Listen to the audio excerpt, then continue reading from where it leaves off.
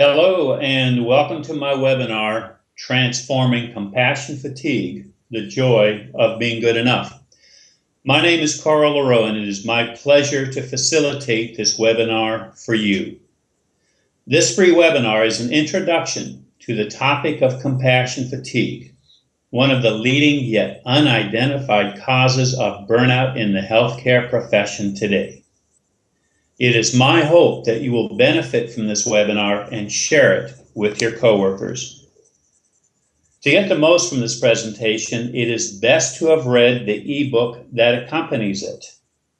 To download your free ebook, simply go to my website at www.compassionstrengths.com. So let's start the webinar with looking at the goals, our webinar goals. I have really two basic goals for the webinar. And the first one is to understand and identify how compassion fatigue can result in enough less, or no matter how hard I work, how much I care, it is or I am never good enough. So enough less really is key to understanding compassion fatigue, because it is often what caregivers experience when they give their very best to their clients and to their agency, and very often they feel like it's just not enough. Enoughless is the physical, emotional, mental, and even spiritual exhaustion and sense of defeat many caregivers experience as the result of giving the very best of who they are every day and feeling like their best is rarely good enough. It is the continual depletion of their energy and erosion of their empathy, working with complex and sometimes difficult clients in a profession that can be very demanding. I know this to be true because I've experienced it myself. I recall times working in the emergency room, seeing patient after patient after patient, and sometimes feeling like no matter how much I gave, how much I cared, what I did, it just didn't feel like it was enough. And over a period of time, I began to personalize that feeling so that I began to experience that I was not good enough. So let's look at the second goal. The second goal is to develop a shift of perception from enough less to enoughness, or I am always good enough as a person, even when my work is challenging and even exhausting. So enoughness is knowing in your heart, beyond any doubt, that no matter what happens in your work, with your clients or in your organization, who you are as a person is always good enough. It is the knowledge that as a person, as an individual, as a human being, your acceptance and evaluation of yourself is up to you. And it's based upon who you are, not just your professional identity or the evaluation of others. So let's take a look now at a crisis in caregiving that the healthcare profession is experiencing. And there really is a crisis in caregiving field, from hospitals to social work to corrections, and now even family caregivers. There's a tremendous sense of not being able to meet the demands that the field places upon the people working in it. And very similar to the Chinese characters for crisis, danger and opportunity, there is both danger and opportunity within this crisis. The danger is the continual mounting stress caregivers are experiencing. And this continual stress often leads to physical, emotional, and mental exhaustion that can result in burnout and even great turnover within the field. And I've seen this doing consultations here in Singapore with many of the family service centers and the social service centers, this huge sense of exhaustion that caregivers are experiencing. And again, it comes from the sense of enough less, that no matter what I do, how much I give, it is never enough. And that sense of exhaustion can lead to burnout. It can even lead to depression. However, there's also opportunity. And the opportunity really lies in the transition of compassion fatigue. And by developing effective self-care practices that will result in greater self-appreciation, strength, and resilience. And this is what the workshop is all about. And caregivers are very good at helping others. We're not quite as good about helping ourselves. And this webinar is really about learning how to help ourselves and really making the decision to care for who we are as well. So let's have a look at compassion fatigue. What is it? What's the definition of it? And how does it manifest in our working lives? So compassion fatigue has been defined as the reduced capacity or interest in being empathic or bearing the suffering of clients, and is the natural consequent behaviors and emotions arising from knowing about traumatizing events. And this definition actually came from Charles Figley, one of the first professors and social workers to study compassion fatigue, as reported in the International Journal of Emergency Medicine. And so compassion fatigue really it's two parts. And the first part is this reduced capacity or interest in being empathic or bearing the suffering of clients. So what happens is when people are empathically engaged, when helpers are empathically engaged with people who are experiencing medical pain, emotional pain or suffering, psychological suffering, or even social suffering, particularly when that suffering is to the point where it is traumatic, caregivers themselves can begin to literally internalize that emotion, that traumatic stress. And over the repeated empathic engagement with people who are hurting, that emotion can literally become a part of the helper. And over a period of time, the continual internalization of this secondary traumatic stress results in my sense of, I just don't have it to give anymore.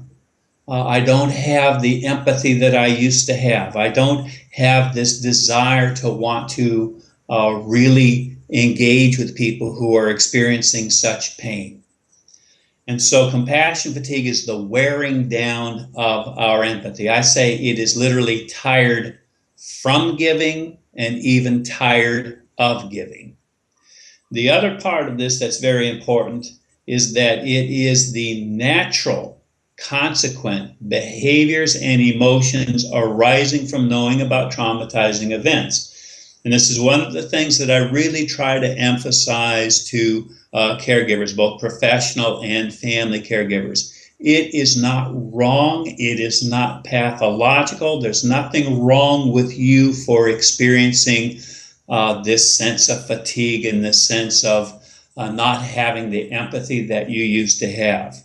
Again, we need to learn to take care of ourselves. Compassion fatigue builds up over a period of time because we keep taking this energy, this traumatic stress in, but we have not developed ways to release it or to be able to share it with other people.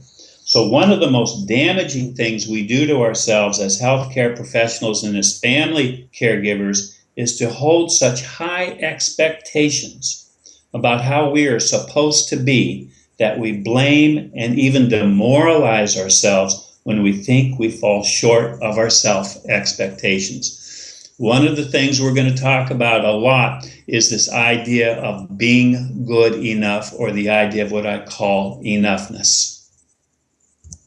But first, let's have a look at the risk for compassion fatigue, because certain people may be at greater risk. So I want to take a look at the conditions that surround compassion fatigue and those factors that place caregivers at a higher risk.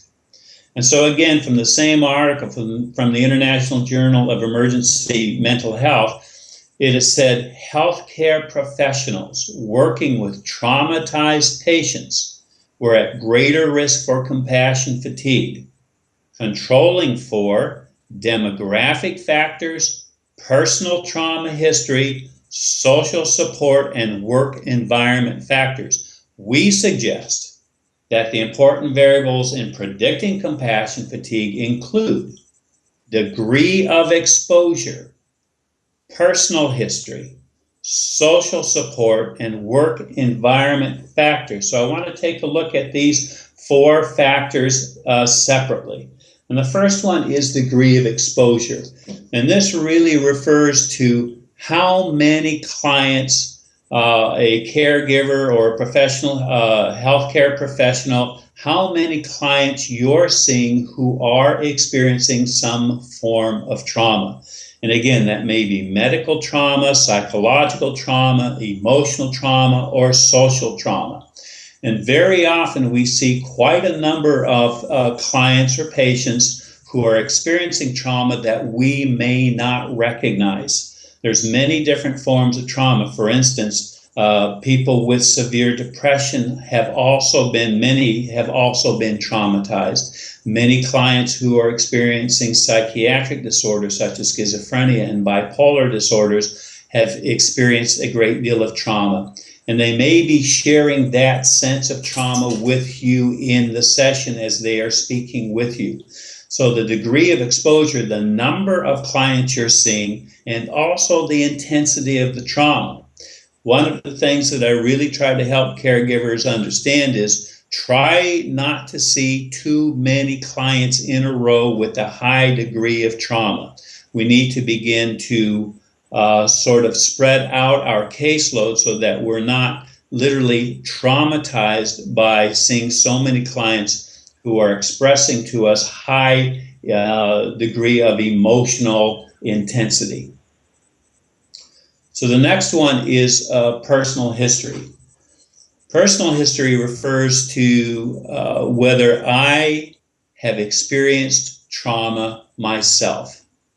And one of the things that I often ask people in my workshops is what percentage of us as professional healthcare providers have experienced a history of our own personal trauma. Usually about 75% of the people will raise their hands and share that they have also experienced personal trauma. And it's really no mystery that those of us who've experienced trauma in our own lives are drawn to a profession in which we can help other people. We're also drawn to a profession in which we try to understand what's happened to us in our own childhood by doing the work that we do. But a personal history of trauma is really kind of a double-edged sword that cuts both ways. On the one hand, it makes me very receptive, very open, very empathic and understanding to people who are experiencing trauma themselves, because I've had a similar history. On the other hand, it really leaves me vulnerable to reacting to that trauma, whether it's consciously or unconsciously.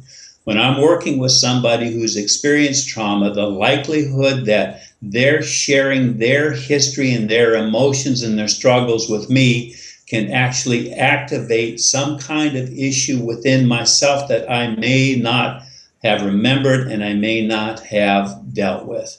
And so as we empathically engage with clients who have some kind of trauma active in their life, it really can reactivate old traumas within ourselves.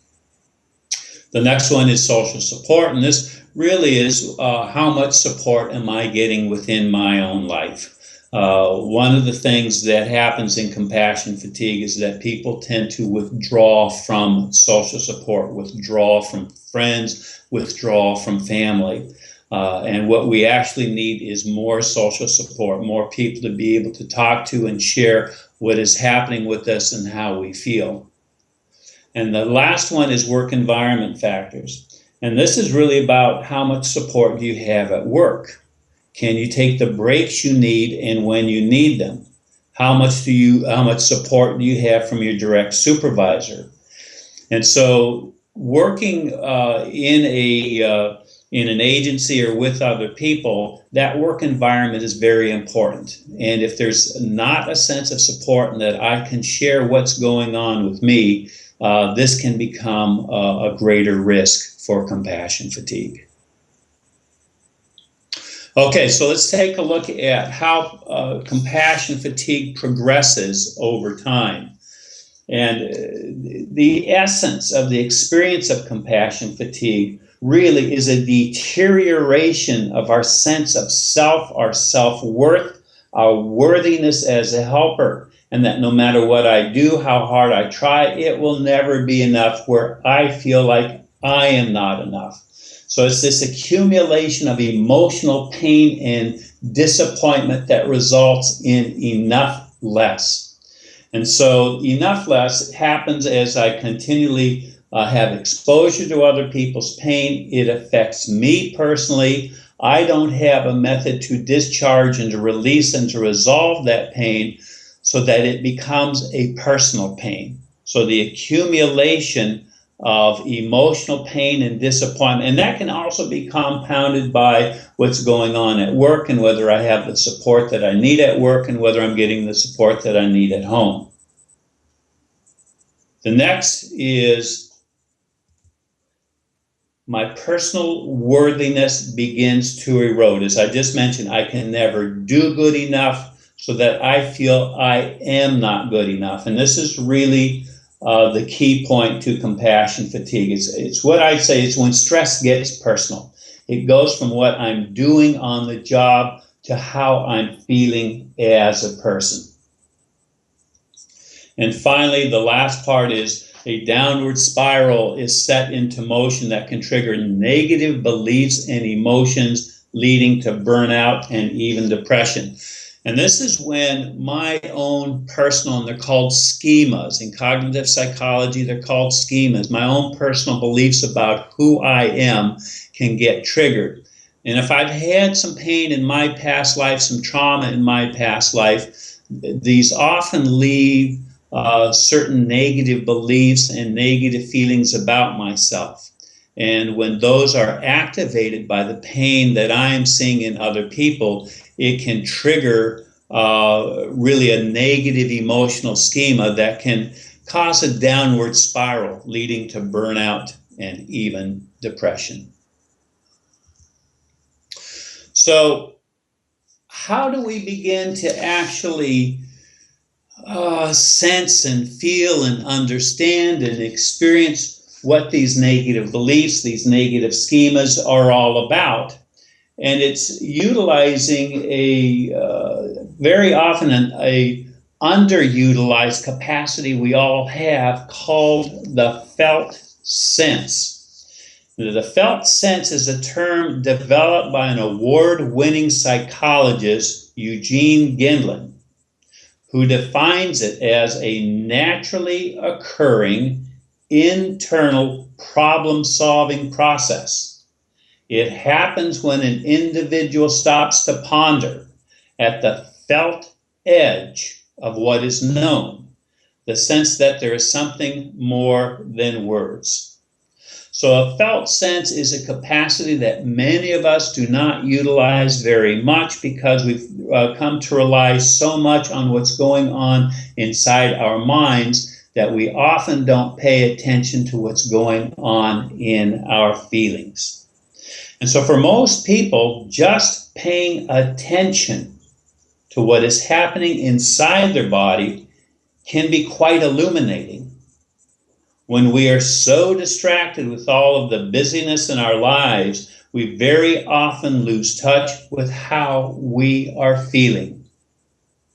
And because feelings are both physical and emotional, it is necessary to bring our attention back inside our bodies and to be in touch with our feelings. And this is a thing that many of us sometimes don't recognize because we're really not taught to pay attention to our feelings. We're really taught to pay attention to our thoughts, but not to our feelings. And particularly with professional caregivers. When we experience so much pain from other people, the last thing we want to pay attention to is our feelings. We literally want to do what's called dissociation. We tend to disconnect our mind from our feelings. And so even when we're feeling something in our bodies, even when we have a felt sense, we often don't pay attention to it. So we're going to learn to practice the felt sense because it will help you listen intently and deeply to your feelings and your intuition to discover what beliefs you may be holding on to about yourself that can result in your experience of enough less. So to utilize the felt sense, allow your attention to come out of your head and rest safely in your body. And it's usually in the center of your body around the stomach and heart area. So just as you're listening to this now, allow your attention to come out of your head and begin to rest safely in the center of your body. Allow yourself to be open and receptive to any kind of sensations, feelings, or intuition you may have as you begin to intuitively discover the source of your feelings and sensations of enoughness that we'll do on the next slide. So I want you to continue this process of paying attention to what's going on inside of your own body. So let's take a big, deep breath from the diaphragm. Just breathe deeply and fully from your diaphragm and exhale the breath slowly. And relax the muscles in your neck and shoulders as you do. Now take another deep breath.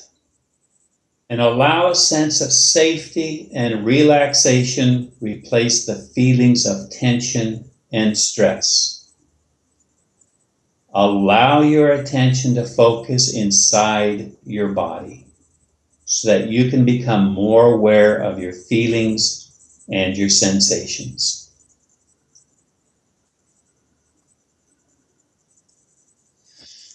Now, I want you to identify a situation or relationship at work in which you feel enough less.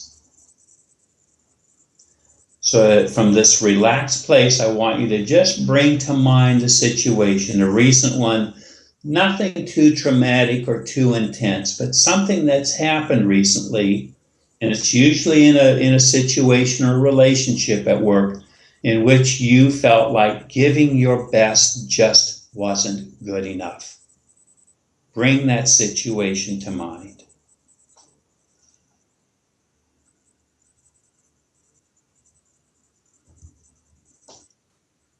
What is the situation or relationship? Just bring it to mind and let it play within your mind.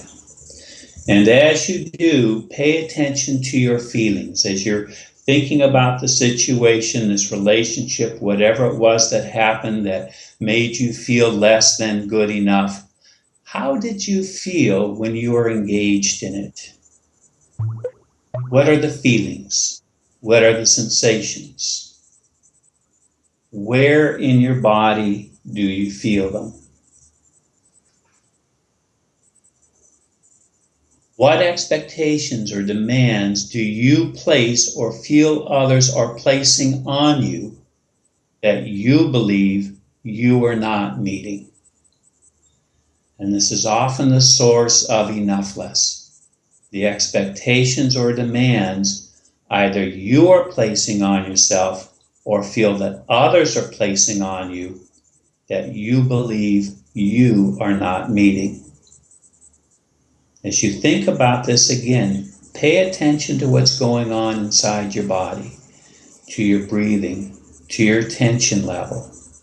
What sensations, what feelings are you experiencing? And again, usually in the center of your body, in your stomach or your heart area.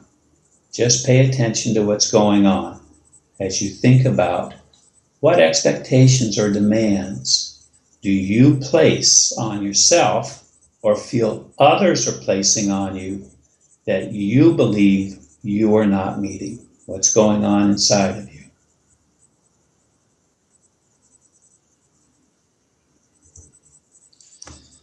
Now, what inner dialogue are you having with yourself?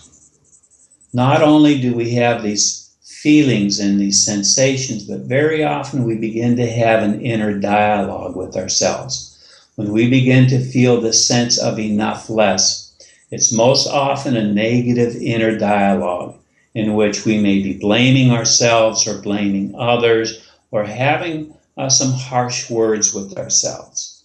So in this situation that you've identified, in which you do not feel good enough, and you're beginning to sense and feel where in your body you experience this, and as you're thinking about the expectations or demands others are placing on you or you're placing on yourself, what inner dialogue do you have with yourself? What are the things that are going through your mind? Just note the words that you use to talk with yourself.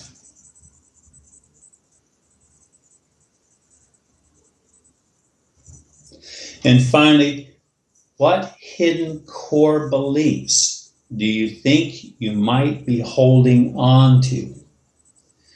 Because very often this inner dialogue, these feelings, these sensations, these expectations that we believe we're placing on ourselves or others are placing on to us come from these inner core beliefs about how we believe we should be. And very often we experience these feelings when we feel like we're not meeting these core beliefs. And we'll take a look at core beliefs in just a moment. But if you can identify some kind of hidden core belief or some thought about how you are supposed to be that you're not fulfilling, see if you can just jot yourself a note about what that might be.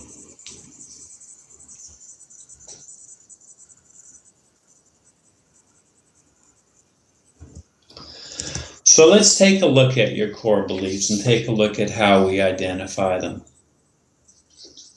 So could you identify any hidden core beliefs about the situation you brought to mind? They can be difficult to identify when we don't know how to look for them. So we're going to take a look at how do you look for and identify a core belief. And I like David Gershon's definition of a core belief. And he says it is one that is so basic to the way you orient yourself in life that you never stop to think about it. You simply take this belief for granted and operate from it automatically. So core beliefs are these basic beliefs about ourselves that we've developed very early in our lives. And they were developed from our interaction with our parents and our teachers and our siblings and important others.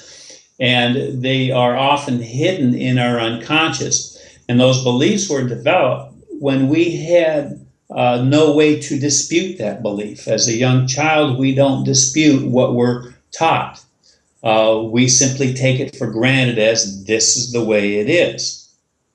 And so identifying core beliefs, or what are actually called schemas in cognitive psychology, are a key element to cognitive behavioral psychology, which states that we all have certain basic beliefs about ourselves, others, and how the world works that we never stop to think about. And so that reminds me of a famous saying that says, we never see the world as it is, we always see the world as we are. And so we see the world through our core beliefs. We think that's the way the world is, but it's actually filtered through the beliefs we have about ourselves, about others, about relationships, and why things happen. Identifying our core belief requires a tremendous amount of courageous self-honesty. It is often difficult for us to look inside our own minds and emotions to discover what may be hidden in plain sight. Very often we encounter resistance from within ourselves if our core belief is different from our self-image or the way we believe we are supposed to be. So many of our core beliefs have this sense of how things should be, how we are supposed to be, how others are supposed to be, and that belief is built into our core self-image. And if something happens in our lives that's contrary to how we think we should be, we can have difficulty identifying that core belief. So let's take a look really at examples of core beliefs. And the following is a list of core beliefs that care providers have shared with me over the years in my workshop. So as you listen with your felt sense, write down any of the beliefs that we're going to list here in just a moment that you feel are true for you. So the first one that's often expressed in the workshops is this belief: it's all on my shoulders all the time. And this is a belief that has been developed for a lot of us in the healthcare profession, myself included, because we may have been sort of the caregiver in our own family, trying to take care of our parents or trying to take care of things in our family. And very often we feel like other people's happiness, other people's lives are literally on our shoulders all the time. And so this is something that we developed early on in our lives, and we brought it forward with us into the caregiving field. And so we sometimes take on our clients' issues and make them personal to ourselves, because we literally have come to believe that other people's happiness rests on our shoulders. If this is something that feels true for you, go ahead and write it down. The next one is no matter how much I do, it will never be enough. And again, this is one that many of us have learned in our childhood. There may have been very high expectations placed on us, and that we were expected to do better and better all the time, and that should we not do enough or should we make a mistake, then we felt very bad about ourselves, or other people felt very bad about ourselves. And so we developed this belief that no matter how much I do, it will never be enough. And it just seems like I can work as hard as I can do the very best that I can, but it never seems to be enough. People never seem to be happy with how much I've done. Here's another one that's very common to care providers. Nobody cares how hard I work, how much I care. And again, it's a spin-off of the core beliefs just mentioned. No matter how hard I work, how much I care, nobody notices, nobody cares. Here's one that's very common for healthcare professionals. I can't feel good enough, or I can't feel good about myself unless I'm completely successful all the time. And this is often, and I think a lot of people, by the way, have this core belief. And again, we have this sort of black or white view of ourselves and our lives. Either I'm totally successful all the time, or I'm no good at all. And so I don't dare feel good about myself. I don't dare think that second or third best is at all worthy. It has to be the best, number one all the time. So I can't feel good about myself unless I'm completely successful all of the time, which is just a setup, because we can never be number one, always right, always good enough all the time. Next, I must have good sessions I must have all good sessions with my clients, which is just simply impossible. Nobody has all good sessions with their clients. We can't. And again, these core beliefs that you're beginning to see are completely unrealistic. But yet we feel that we must be this way, or we experience a great sense of disappointment within ourselves. So I must have good sessions with my clients, or all good sessions with my clients. You can even say, I must have all good sessions with my clients all the time. Here's another one, and this is probably one that is common to almost every counselor that I've ever worked with. As a counselor or helper, I should have no emotional problems myself and should feel very guilty and ashamed if I do. And this is an interesting thing about the caregiving personality. While we have a great deal of empathy for our clients and we feel fine if they share their shortcomings, we feel like we can't have any problems ourselves. And so we hold ourselves to this impossible high standard. Even though we forgive our clients for having problems, we have a very difficult time forgiving ourselves if we have problems. So we hold ourselves to an impossibly high standard and feel guilty and ashamed if we should ever admit to ourselves that, yes, we also have problems. And finally, I should not have to ask for advice or support, either professionally or personally. And this comes from sort of the ego ideal or the self-image that many of us develop in the field, and that is, I'm here to give advice, I'm here to give help, but I should not need it myself. And this is completely unrealistic. Many of us need help, and it's not a sign of weakness, and we should not feel ashamed for asking for advice or support, professionally and personally. So here are some core beliefs. If you have a belief, or if these have triggered a belief of your own or a personal belief that's come to mind, please do write that down. It's very important that we are able to identify these core beliefs that may be operating within us that can actually cause us to feel this sense of enoughness. So let's take a look now at enoughness. So enoughness is another word I developed to describe a feeling of calm confidence about myself as a person. It is a sense of unconditional acceptance of who I am as a human being, regardless of how I perform at work. So it results in this feeling of calm confidence, while also being honest about my strengths and weaknesses. One of the reasons we have difficulties with admitting and looking at our weaknesses, and sometimes even our strengths, is, again, we feel like we have to have this perfect self-image, this perfect ego ideal.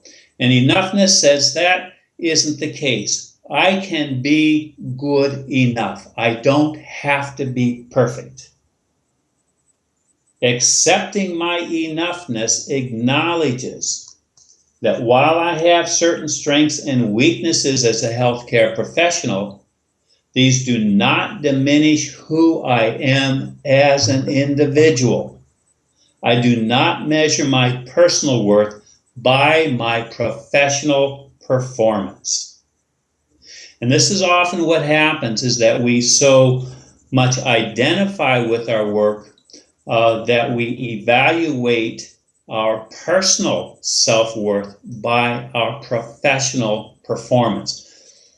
Accepting my enoughness allows me a more honest, realistic view of my performance. It motivates me to discover and develop my unique talents and strengths. And so accepting my enoughness does not diminish my motivation to do better. In fact, it releases me to improve my knowledge, skills, and abilities.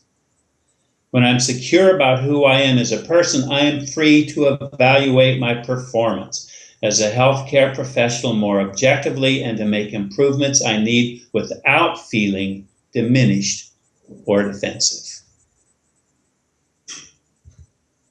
So let's take a look at how we can embrace our sense of enoughness. So what I want you to do is to go back to that situation that we had just discussed, the one that caused you a feeling of enoughless. And I want you to consider that if you knew in your heart that as a person, you were always, without exception, good enough, how would your perception change about your enoughless? So I want you to go back to that situation or relationship that we just discussed previously in which you felt enoughless. And I want you to think that if I knew in my heart without exception that I was good enough, how would I feel differently about that situation? What would seem different about the situation or relationship from this different perspective, from feeling good enough about who I am as a person? What would seem different about the situation or relationship that you just previously described? Knowing in my heart, without exception, that I am good enough, what would seem different about that same situation or relationship?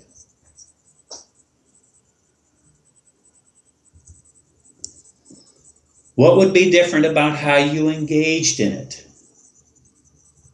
So think about it.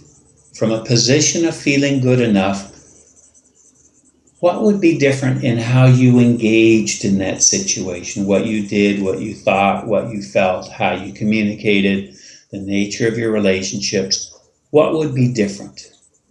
Knowing in your heart that you are always good enough, what would be different about how you engaged in it?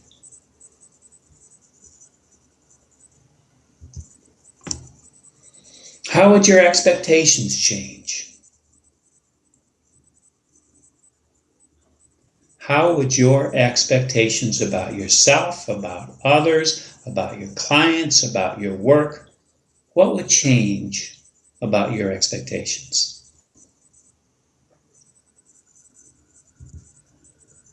How would you feel about yourself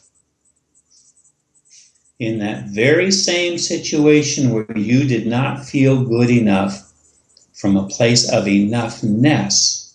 How would you feel about yourself?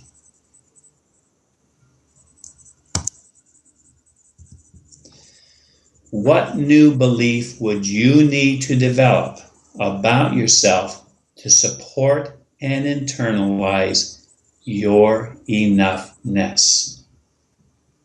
What new belief would you need to develop about yourself to support and internalize your sense of enoughness?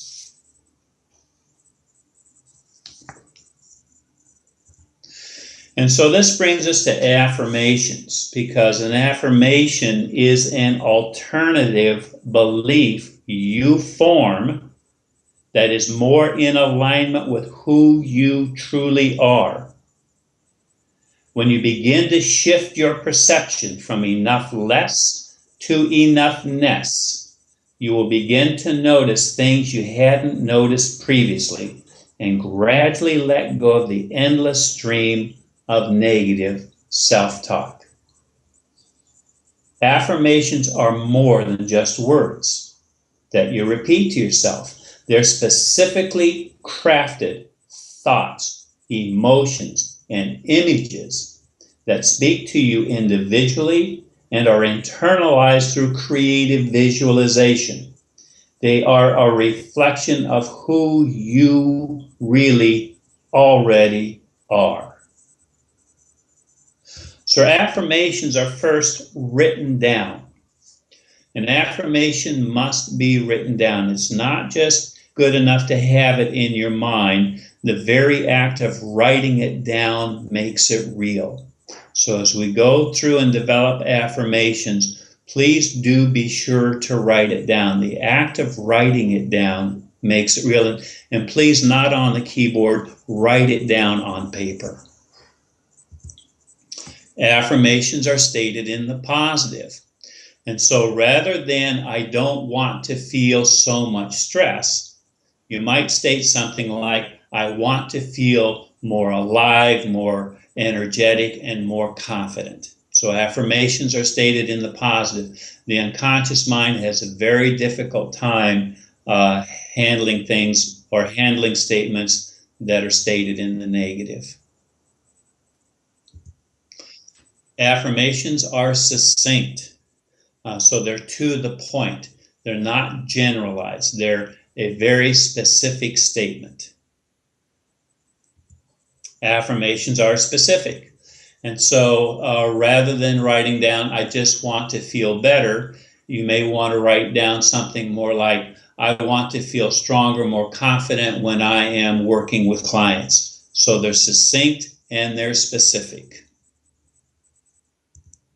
Affirmations are magnetic. They should draw you to the affirmation. They should draw a sense of positive feeling towards the statement or the affirmation that you're forming. So they are magnetic.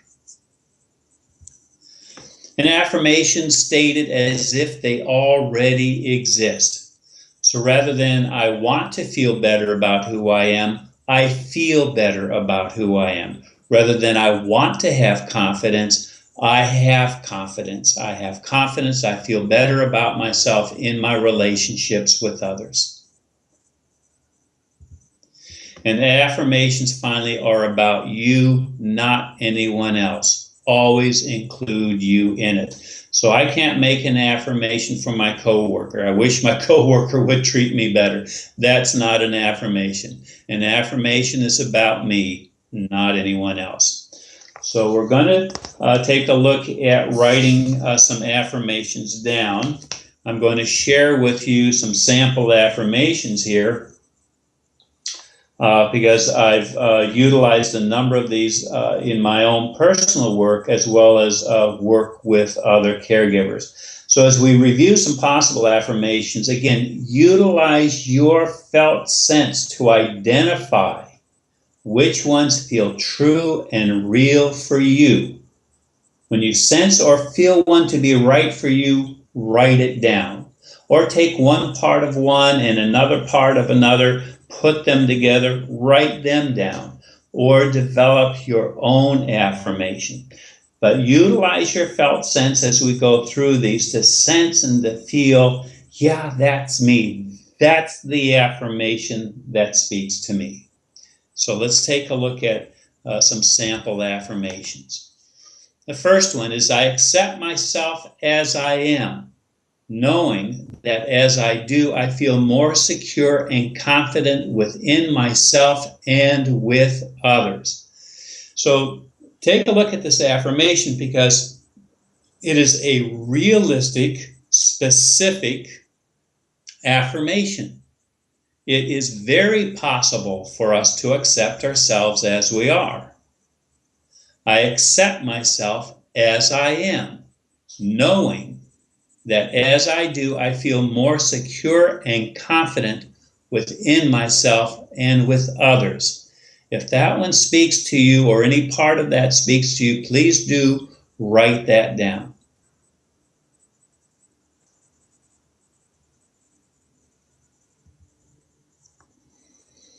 I am doing the best I know how to do, given the person I am today and the situation I am dealing with. When I know a better way and can do it, I will. This happens to be my favorite affirmation and one that I've used a great deal with myself as well. And again, it's based on realism. and I want you to really think about this one, because I believe that this is a very true statement. I'm doing the best I know how to do, given the person I am today and the situation I'm dealing with. I truly believe we all do the best we know how to do. I don't think people do poorly on purpose. I think we do the best we know how to do, given the person I am today and the situation I'm dealing with. Sometimes I feel very good, sometimes I don't feel very good. And my performance will depend on how I feel and the situation I'm dealing with. And when I know a better way and can do it, I will. So that's an affirmation that I'm good enough as I am now, and it allows me to improve in the future. I am good enough today as the person I really am. And I think there's nothing more true than that. While I will strive to do better in my work and life, I always accept who I am today. And this really reminds me of Carl Rogers when he said, I accept myself today as I am. We must accept who we are as a person today. We can always strive to do better, but that does not take away from the person we are today. I am good enough today as the person I really am.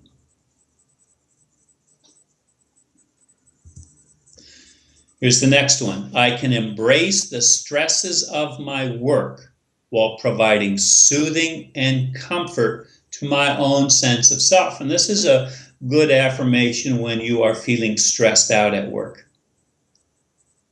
So the affirmation states, I can embrace the stresses of my work, because there are always going to be stresses of work, while at the same time providing soothing and comfort to my own sense of self. So this affirmation acknowledges that we will always be under stress. But even as we are under that stress, we can provide soothing and comfort to our own sense of self. I am strong, stable, and secure within my own heart. I can work effectively with others who do not always agree with me or see things my way. And this is an affirmation for people who may be having some conflict at work.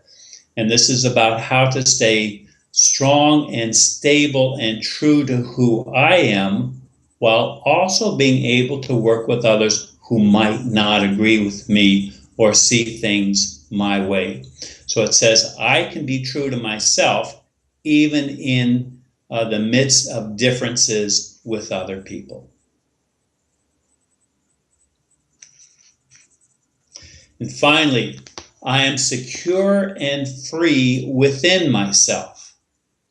While I strive to create harmonious relationships with others, I can also be true to who I am. So this is really kind of restating what we just said.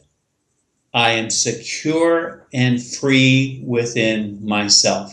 See, and I really do truly believe that we can achieve this, that when we allow ourselves to be who we truly are, we are secure and free within ourselves. And that will actually be the way in which to create harmonious relationships with other people. So again, if any of these affirmations ring true for you, write any part of them down or any combination of them down, because we're going to use them in the next exercise. Or if you have any affirmation that's come to you from yourself that feels right for you, go ahead and write that one down, and we'll utilize it in the visualization exercise on the next slide. Take a moment to write it down.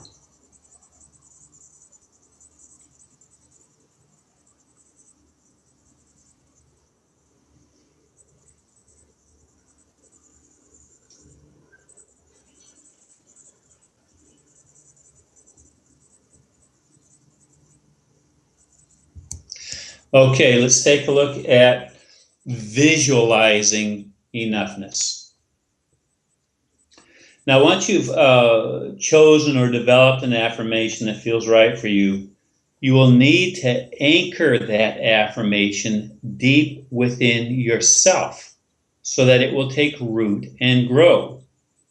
The way we do this is through creative visualization. Creative visualization utilizes the power of your entire imagination, your visual abilities, your memories, emotions, sensations, attention, intention, and even your intuition. It consciously aligns a positive intention, the affirmation, with a visual, emotional, and kinesthetic experience that plants the affirmation in your unconscious mind. So the best time to do visualization for me is in the morning. That's when my mind is fresh. That's when I'm forming intentions for the day. So that I find it's very useful that if I wake up in the morning and I consciously practice my visualization, and especially visualizing enoughness in the morning, and I'm able to anchor that within myself, within my own body and mind, that carries forward to the rest of the day. For right now, though, I would like you to just practice visualizing one of your affirmations. So the first thing, of course, to do is to breathe. Actually, it's to sit. I got these mixed up. First thing to do is to sit, and because it's really difficult to do these standing or walking. But sit in a comfortable chair. Again, pick a time that is best for you to do this, and take a deep breath and allow yourself to relax. And again, breathe deeply and fully from the diaphragm.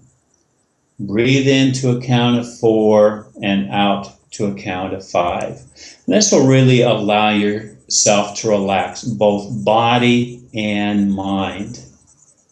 Allow yourself to relax and release restless thoughts, fears, insecurities, and doubts.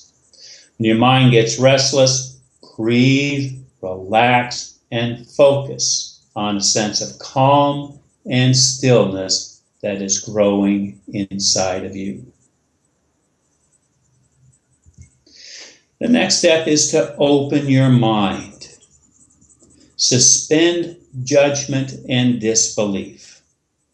Allow yourself to accept the idea that you are worth what you are affirming, and you deserve the benefits of your affirmation. Sometimes our mind can be somewhat defensive and try to throw out new suggestions and new ideas. Really allow yourself to breathe, relax, and open your mind to a new way of thinking, a new way of feeling. Next is to affirm. So choose an affirmation that you like and repeat it to yourself with increasing clarity, focus, and intention. So choose an affirmation that you like, one that spoke to you, and repeat it to yourself with increasing clarity, focus, and intention. Allow yourself to become immersed in the process of repeating, sensing, feeling, and accepting the affirmation.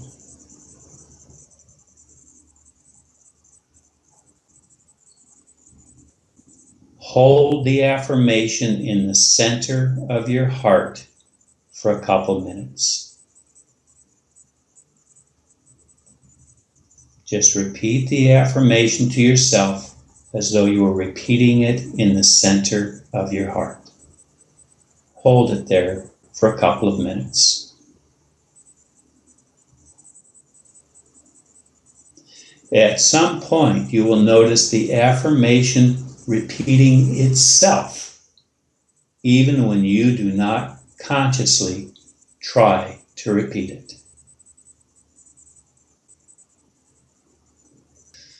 Next, feel the energy, form, and intent of the affirmation.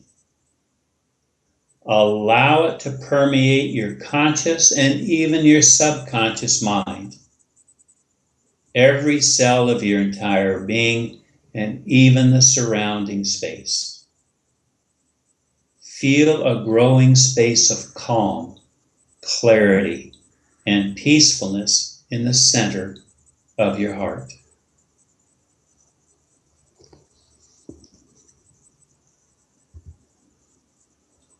Now visualize yourself as you imagine yourself to be when the affirmation has become completely real. Visualize how you will perceive a usually stressful situation from a place of calm and confidence. Sense how you will respond to others and they to you from the secure place of enoughness.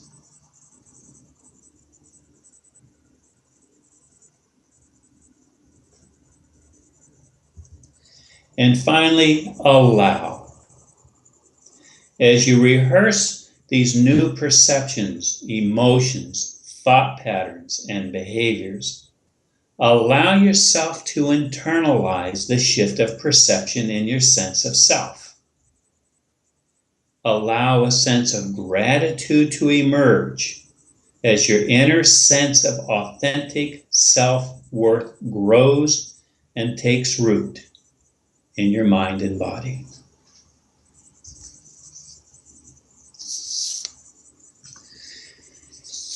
It is really worth the time and the investment of time to practice your affirmation through this process of visualization. What we often do without knowing it is visualize enoughless. Very often we get up in the morning and before we know it, our mind is on that negative spin. Take the time to consciously practice feeling good enough about who you are. It's good to do in the morning, but if you also have time to utilize this technique during the day, it's also a very good technique to practice throughout the day. So finally, the joy of being good enough. It's been over 25 years ago now that I developed compassion fatigue while working as a crisis therapist in a busy inner city emergency room. I burned out, developed severe depression, and nearly ended my life by suicide. I hope that never happens to you. However, there is always the risk because of the kind of work we do empathically engaging our clients at times when they have experienced overwhelming trauma. We can be at risk for losing our sense of good enoughness as human beings, burning out as professionals, and even leaving the work we love. In my experience, the key to retaining our positive energy and commitment to our clients and the profession is to renew ourselves daily with reminders that we don't have to be perfect. We can accept ourselves just as we are, while acknowledging our strengths and embracing and improving our weakness. We learn to accept the joy of being good enough.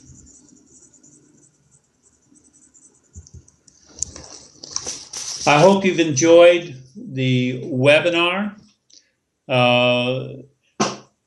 Please do share it with your friends and do visit our website. www.compassionstrengths.com, where I do provide workshops, training, and consultations on how to thrive at work. My email is carl.leroux@hotmail.com, and you can also find me on LinkedIn. Thank you for being a part of this webinar. Take care.